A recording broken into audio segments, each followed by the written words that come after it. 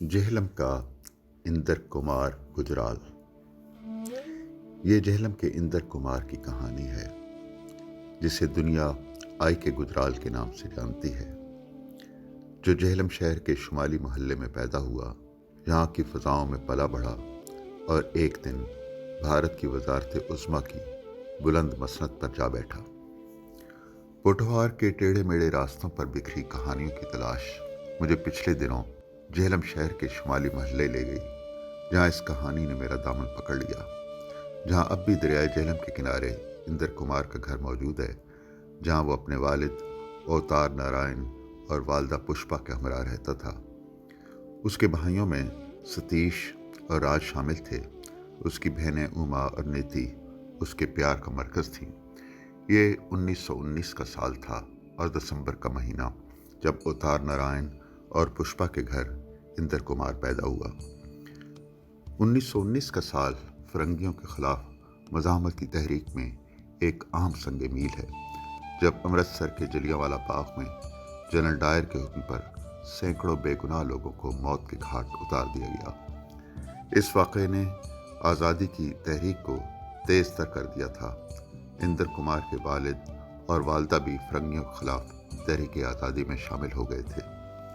اب تو اس کے گھر کے ارد گرد اور عمارتیں بن گئی ہیں، لیکن تب گھر اور دریائے جہلم کے نظارے میں کوئی چیز حائل نہ تھی۔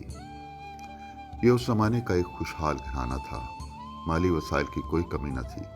کہتے ہیں اوتار نارائن کو اپنے والد دونی چند کی خاص دعا تھی، جس نے اس کے لیے کامیابی کے دروازے کھول دیے تھے۔ اندر کمار نے اپنے خاندان میں یہ کہانی اتنی بار سنی تھی کہ اب یہ اسے ازبر ہو گئی تھی۔ کہانی تھی بھی دلچسپ، آپ بھی سنیں۔ یہ 1905 کی بات ہے، جب پنجاب میں پلیگ کی بیماری آئی تھی۔ یہ خوفناک بیماری تھی، جسے مقامی زبان میں طاعون کہتے تھے، جس میں مبتلا انسان دنوں میں جان کی بازی ہار جاتا تھا۔ اوتار نارائن ان دنوں جموں میں زیر تعلیم تھا۔ جب اسے معلوم ہوا کہ اس کے والد دونی چند طاعون کی بیماری میں مبتلا ہیں، 16 سالہ اوتار نارائن پریشان ہو گیا۔ اسے اپنے والد سے بہت پیار تھا۔ اوتار نارائن ٹرین پر سوار ہوا اور سیدھا سوہاوا کے ریلوے اسٹیشن پر اترا۔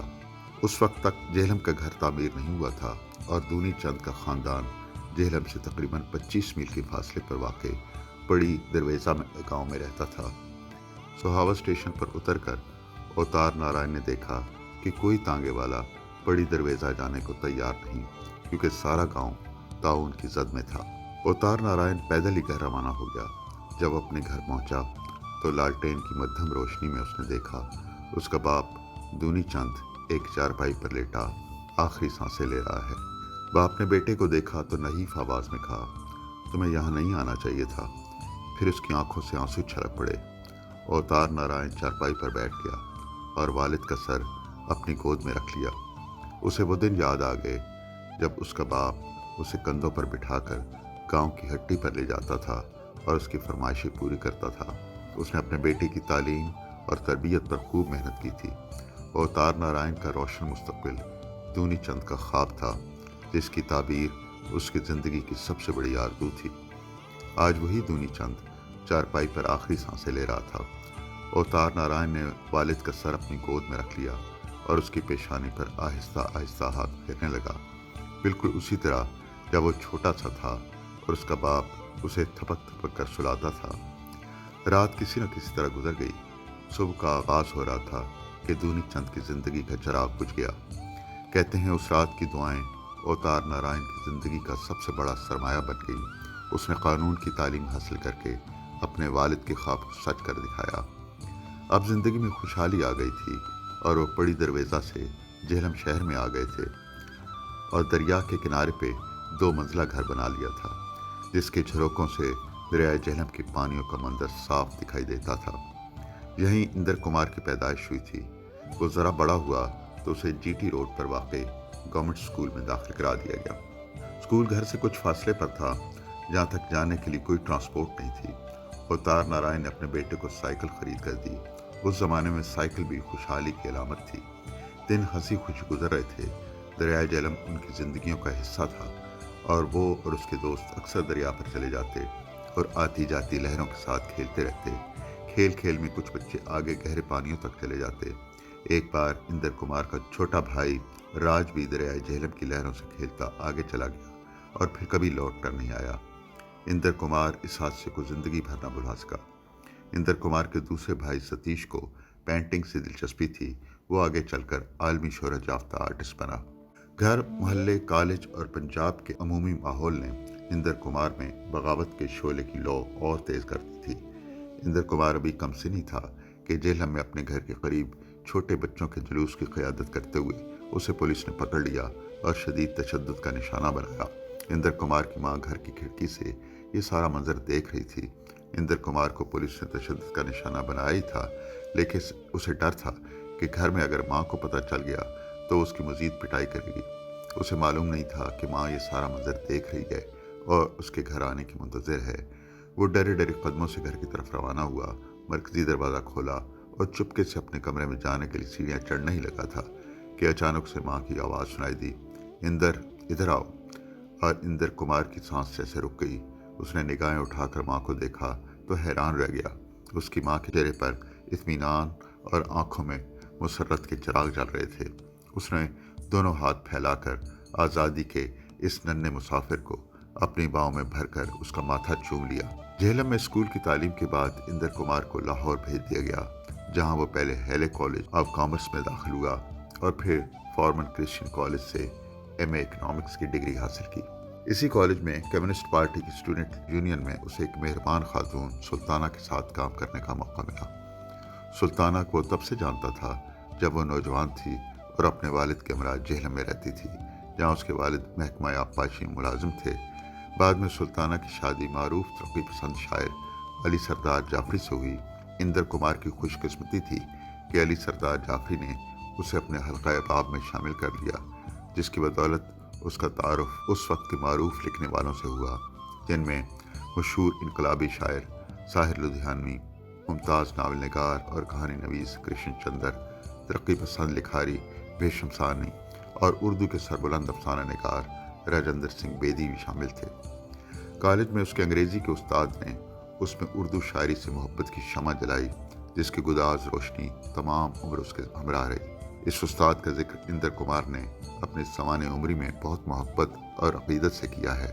اس استاد کی شخصیت تھی ہی ایسی من موہنی اور دل فریب۔ اندر کمار کے اس پسندیدہ استاد کا نام فیض احمد فیض تھا۔ اندر کمار خود کو خوش قسمت سمجھتا تھا کہ لاہور میں اردو کے نامور شاعر فیض احمد فیض اس کے انگریزی کے استاد تھے، جن کی شخصیت نے اسے اردو شاعری کی طرف مائل کیا تھا۔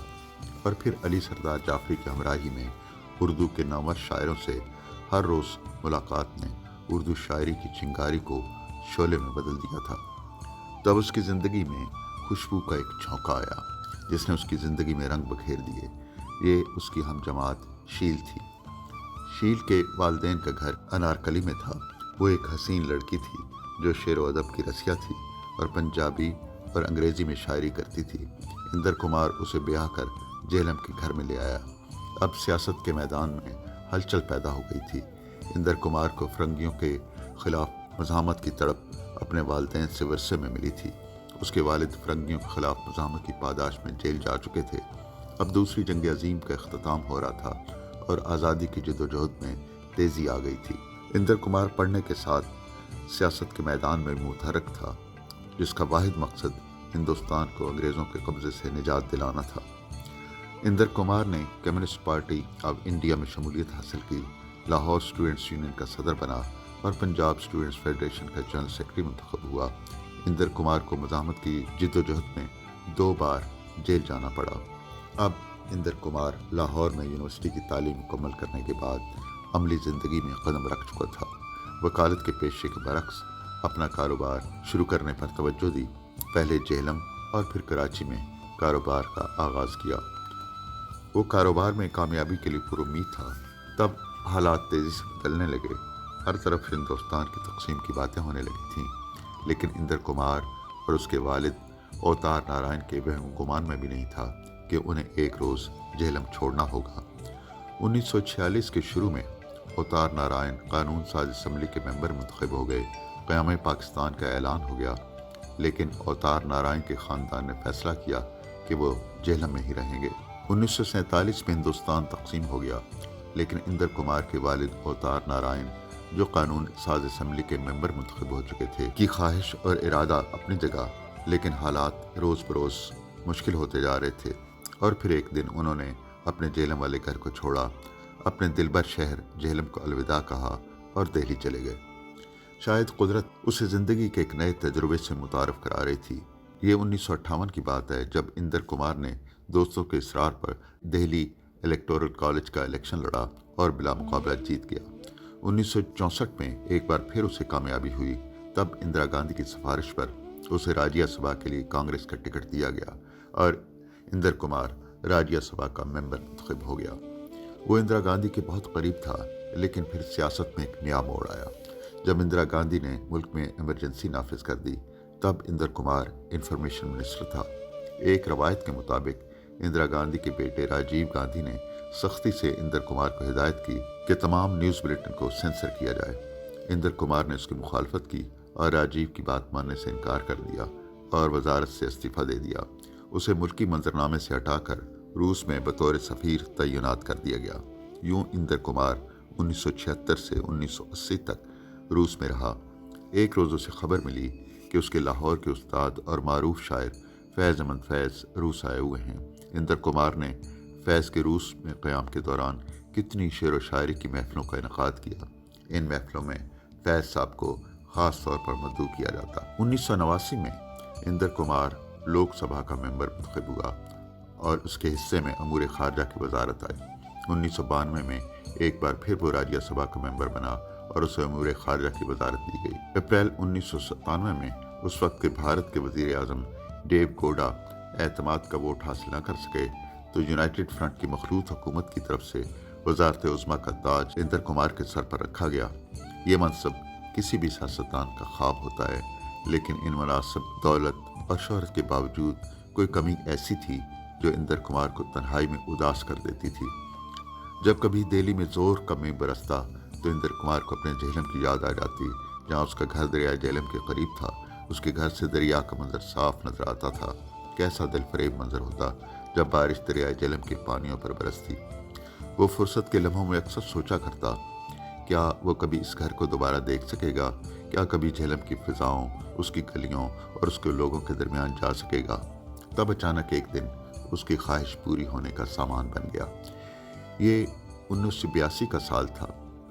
اندر کمار اور شیل نے جب پاکستان کی سرزمین پر قدم رکھا تو بیتے دن جیسے پھر سے جاگ اٹھے۔ اندر کمار کی عمر کا ایک حصہ لاہور میں گزرا تھا، جہاں قدم قدم پر یادوں کے سائے تھے، لیکن اندر کمار کا دل اپنے جہلم کو دیکھنے کے لیے بےتاب تھا۔ اور پھر وہ دن بھی آ گیا جب وہ جہلم جا رہا تھا۔ سب سے پہلے اس نے اپنے اسکول دیکھا، جہاں وہ سائیکل پر آیا کرتا تھا، اور پھر شمالی محلے میں اپنے گھر کے سامنے پہنچ کر اسے یوں لگا جیسے وقت نے بہت کچھ بدل دیا۔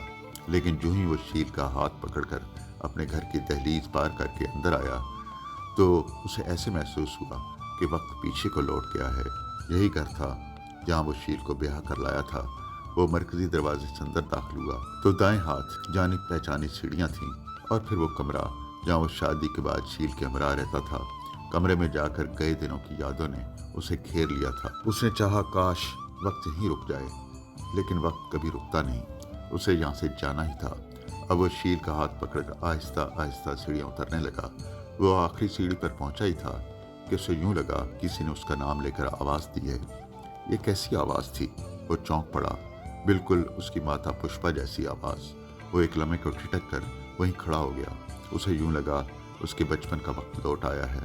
اسے وہ دن یاد آ گیا جب وہ کم سن تھا اور آزادی کے لیے جلوس نکالنے کے جرم میں پولیس کے ہاتھوں پٹ کر ڈرا ڈرا گھر واپس آیا تھا۔ تب انہی سیڑھیوں کے پاس وہ ماں کی آواز سن کر ٹھٹک گیا تھا۔ اس کا دل جیسے دھڑکنا بھول گیا تھا، اور پھر کیسے اس کی ماں نے مسکراتے ہوئے اسے اپنی باہوں میں بھر کر اس کا ماتھا چوم لیا تھا۔ ماں کو اپنے بیٹے پر فخر تھا کہ آج وہ آزادی کی راہ کا مسافر بن گیا ہے۔ یاد کا یہ لمحہ آیا اور گزر گیا۔ اندر کمار نے سر جھٹک کر شیل کا ہاتھ پکڑا اور گھر کی دہلیز پار کر کے باہر نکل آیا، لیکن ذرا آگے جا کر وہ رک گیا اور مڑ کر اپنے گھر کو دیکھنے لگا۔ اسے یقین تھا وہ اپنے خوابوں کے اس نگر کو پھر کبھی نہ دیکھ سکے گا۔ اس لمحے اسے یوں لگا اس کے اندر کوئی چیز ہمیشہ کے لیے ٹوٹ گئی ہے۔